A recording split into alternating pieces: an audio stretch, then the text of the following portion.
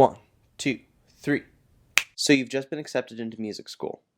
You've registered for your classes, bought your books, put your deposit down on your dorm room, and now you're mere months away from refocusing every aspect of your being towards the prospect of polishing every tool within your musical toolbox to a mirror's shine. If you're anything like me, this may be your first time living away from home, as well as the first time that your grade in a music class is dependent on something other than your attendance. There's also a chance that you haven't received any substantial music theory instruction, and like the big fish in a small pond, you may still equate your musical prowess to your chair position in an honors performing ensemble in high school. And odds are, you're going into music school grossly unprepared for the unfortunate realities that are indicative of, and nearly exclusive to, college music programs and their various offshoots. Having just finished my first semester of music school and surviving by what feels to be the skin of my teeth, I feel that it is worth reflecting on some of the more prominent mistakes that I made throughout the semester and how best to avoid them, or at least how I plan to avoid them.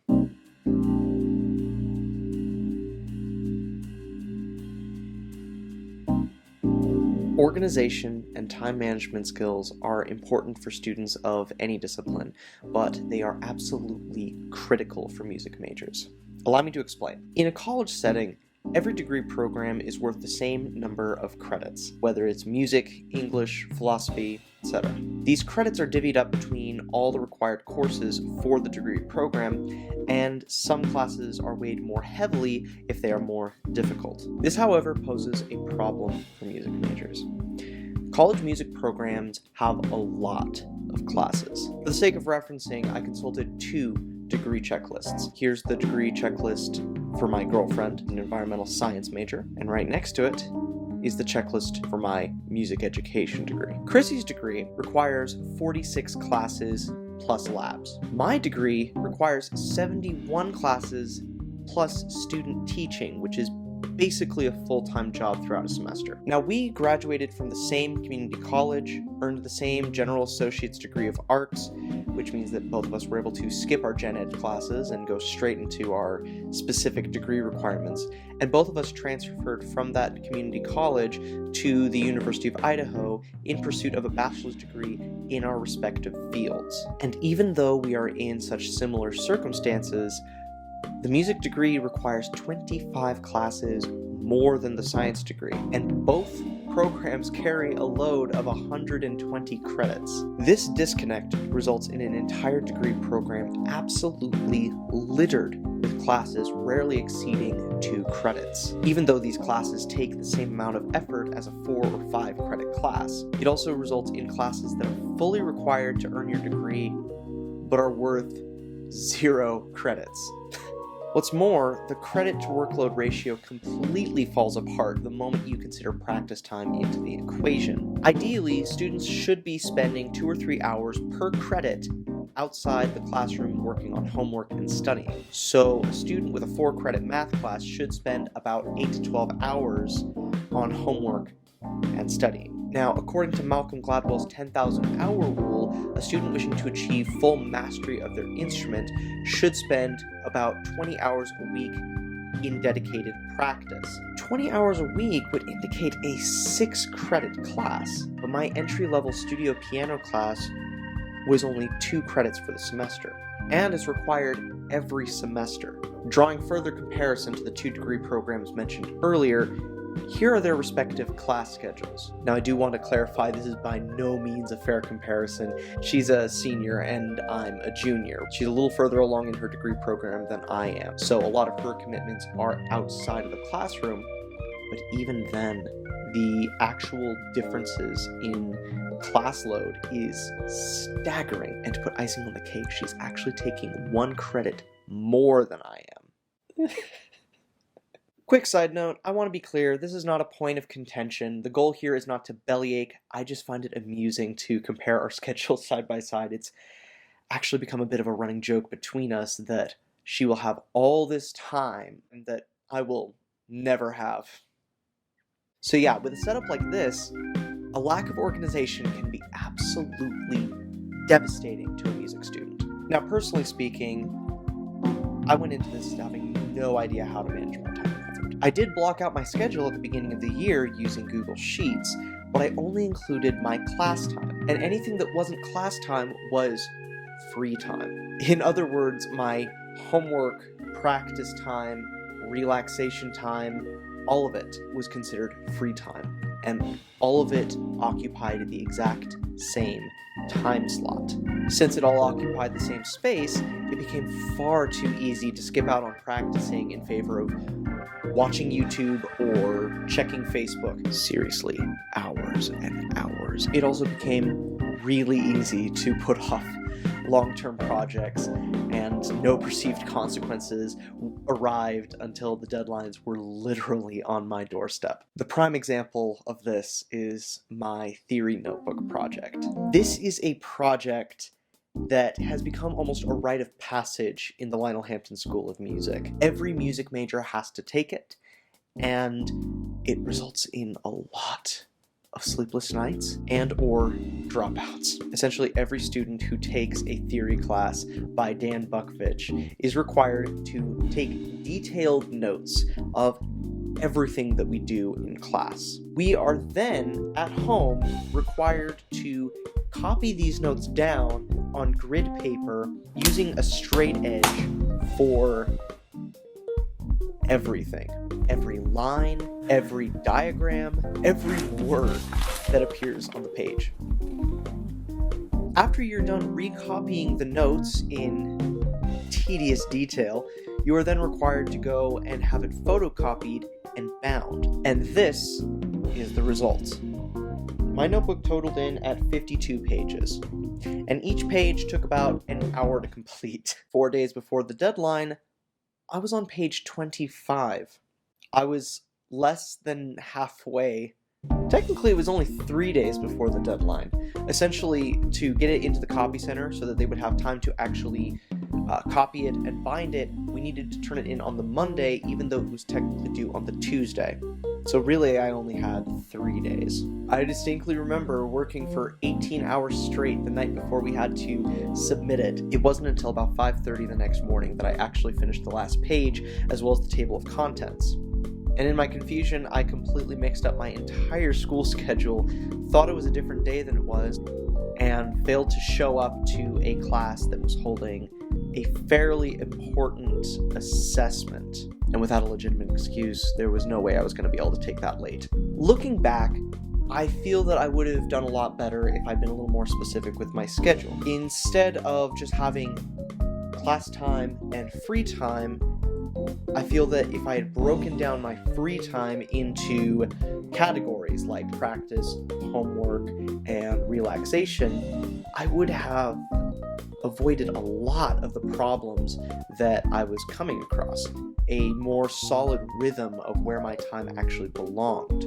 So for this semester, that's kind of what I'm going to do. I'm going to block out my schedule in a very specific way. I'll be using Apple's integrated calendar app so I can view it both on my laptop and on my phone. It'll also allow me to use the iPhone's Up Next widget so that I can constantly see where I should be at any given time.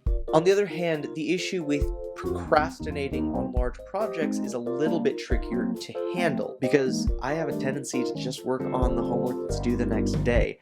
If it isn't today's homework, there's a good chance that it won't get done. With that said, I do know myself to be a bit of a completionist. So in that regard, if I were to take the large assignment, break it down into little chunks, and then make a checklist, for instance, finish lesson 11, I should have a better time. And then in my schedule, I should probably have a little bit of time blocked out specifically for large-scale projects. So my second point is sort of an extension of the first. Develop a good practice routine. Practicing your instrument is a need that never goes away, and nurturing good habits early on will save you from a lot of grief down the line. The entry-level studio piano class that I mentioned earlier requires every student to learn 3 contrasting pieces throughout the semester. These pieces need to be memorized and thoroughly polished by the end of the semester. And as a demonstration of your commitment, these pieces are performed in front of a panel of faculty. This is what we call juries. No feedback is given during the jury process itself. You are notified of the results of your jury after the end of the semester. Because of this, there is no way of knowing whether they think you did good or not. You have to trust yourself, your own instincts, your own playing, and your own preparation. It takes a lot of dedication to learn these pieces. As stated before, many instructors go by Malcolm Gladwell's 10,000 hour rule and recommend that a student spend 20 hours a week in dedicated practice. That equates to 3 hours a day, 7 days a week. Admittedly, some instructors profess that a student can spend less time than 3 hours a day practicing as long as they are practicing with a laser focus. It is, however, unanimously agreed upon that a student should practice every day. Also, your weekly lessons are not part of that equation. You're not supposed to be learning your pieces during your lessons. That's not the role of your instructor. Your instructor's role is to guide your independent effort. They won't tell you how to play the pieces, but they will tell you if you're doing something incorrect, and they will help you learn how to correct it, and they'll help you set weekly goals, which goes back to the idea of blocking out your schedule. Yeah. Now, in my studio piano class, I bit off a little more than I could chew. I decided to select pieces that were a little bit above my playing level from the likes of Rachmaninoff and Gershwin. I am not a classically trained musician. My early instruction focused heavily on ear training, and my style during those early years was that of Billy Joel and Elton John, is what I was interested in at the time. And through jazz fusion groups such as Steely Dan, I eventually developed a very deep love for jazz as a whole, and it became my primary focus once I was in high school.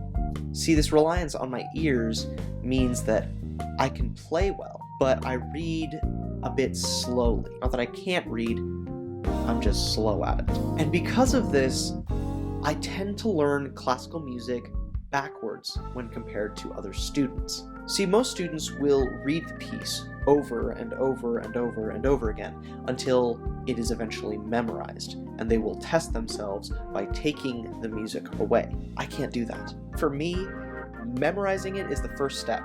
If I do not have it memorized, I will not play it well, which means I essentially end up going through the song a measure at a time, just focusing on it bit by bit by bit until I've worked my way through the piece and I can play it without the music. This process is inefficient, and it makes it hard to correct mistakes because I essentially have to unlearn my mistakes. That said, that's not always going to be the case. I am always trying to work on my reading and always trying to improve that aspect because it is an incredibly important aspect of musicianship, especially professional musicianship. I'm just speaking from where I am right now, not what I want to be. Now, I chose these pieces in the hopes of stretching my musicianship in ways that had previously been unexplored, but due to a poor practice routine, 2 hours per week, I didn't finish any of my pieces until mid-November, and I didn't start the Gershwin piece until the last week of November. This gave me only 1 week to learn it. Realizing that I was in over my head, I opted to switch out my last piece, replacing it with a jazz tune that I'd worked up for a different ensemble. I completed the jury,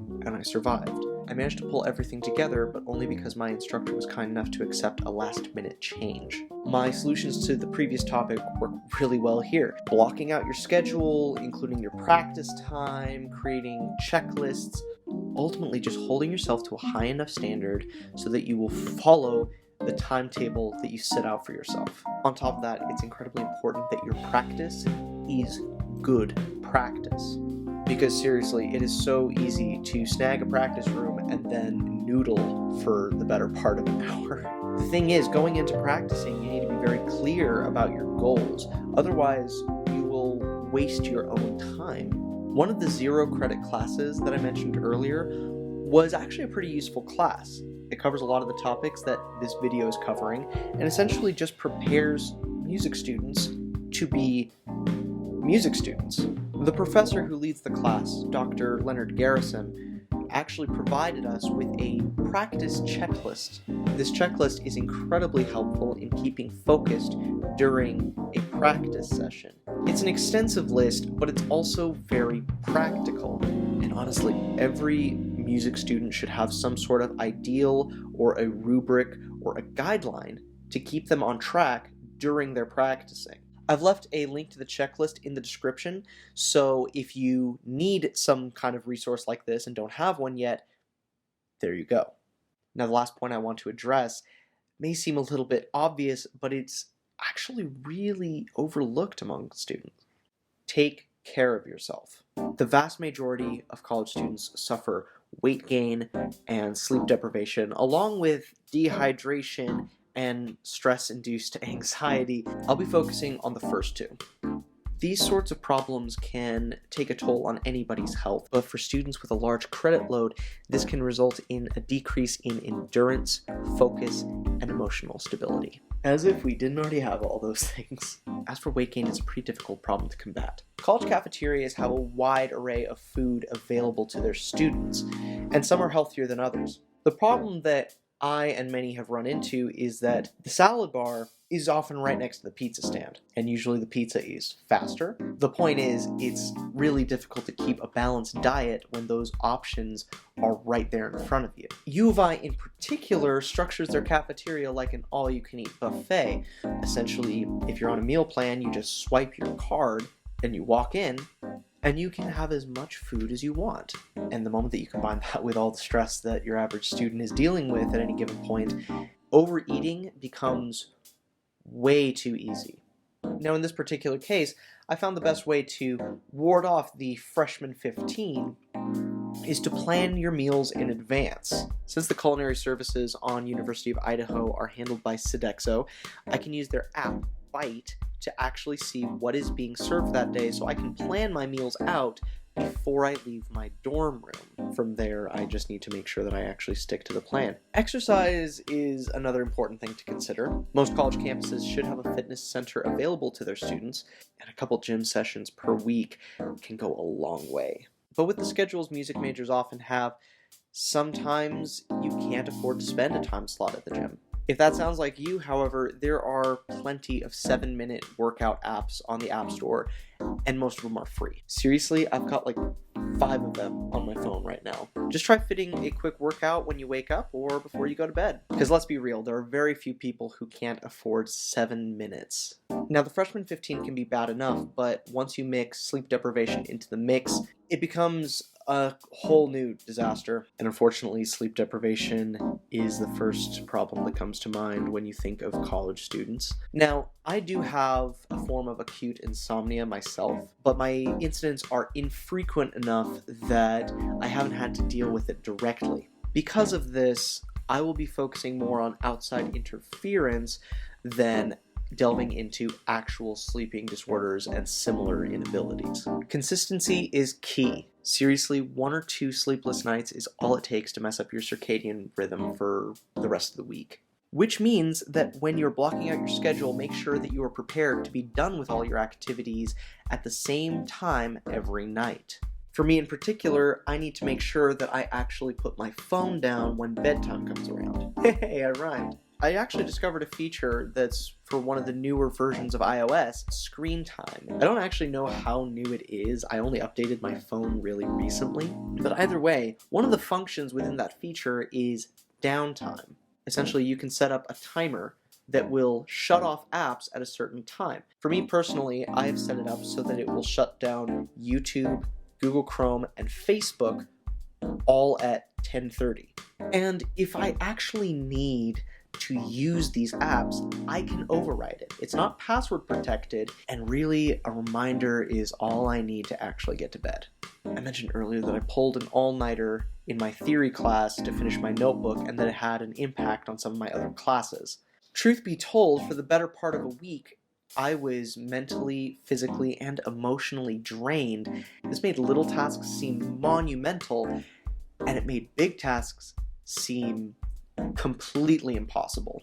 So one of the classes that I was taking this year was bassoon techniques. I remember distinctly sitting down several nights after this all-nighter had been taken, trying to practice for this final that was the next morning. I hadn't practiced very much, and I was a little worried, and then I found myself completely giving up after a few notes. I was desperately trying to find some way to motivate myself, but I couldn't do it. Every mistake that I made felt like a colossal failure. Eventually, I just gave up and sat there in silence for about an hour. Again, this was 3 days after my all-nighter, but since I wasn't able to really catch up, the effects drug on for the better part of a week. I ended up going to bed completely defeated. The next morning came and went, and I did fine. Like an exhausted child, I had blown the problem far, far out of proportion, and really the only thing that I needed to demonstrate was that I knew the bare bones basics of the instrument. The only classes that were remaining after that were ones that I felt very confident in. I survived final week, and by extension, I survived the semester. I've learned a lot in music school so far. I've learned a lot about myself and about the subjects that I'm studying, and I know there's a lot more to come. Ample preparation is critical to ensure that I do not make the same mistakes again next semester. Hopefully the tips and strategies that I discussed here will assist me with my future semesters, and hopefully it'll help you guys as well, because